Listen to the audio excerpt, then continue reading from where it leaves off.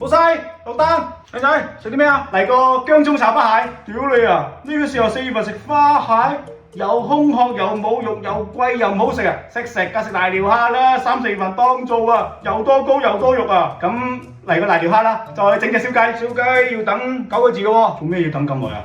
唔可以快啲咩？屌你老味，即叫即拖嘅燒雞梗係要等㗎啦，唔通我啲預製雪藏雞俾你食啊？咁你救翻我招牌？原來燒雞要等㗎，咁我都可以等嘅。咁有咩菜啊？嗌咩菜啊？燒雞有芥菜湯啊，燒排骨同滷水拼盤，睇身都唔錯喎。再整多佢2個，你一個人嗌咁多，大食積啊！頭先嗰個夠啦，食唔晒先再嗌啦。呢個酸蘿蔔同炸花生幾錢碟㗎？屌你老味，你玩嘢係嘛？我哋鋪頭啲鹹酸不嬲都唔使錢㗎啦，你中意食嘅我咪攞2碟俾你咯。講咩錢啊？咁啲鹹酸喺邊度啊？我自己去筆啦。你坐喺度唔好喐，等陣行嚟行去跣親，咪揾我嚟搞。你坐定定等食啦。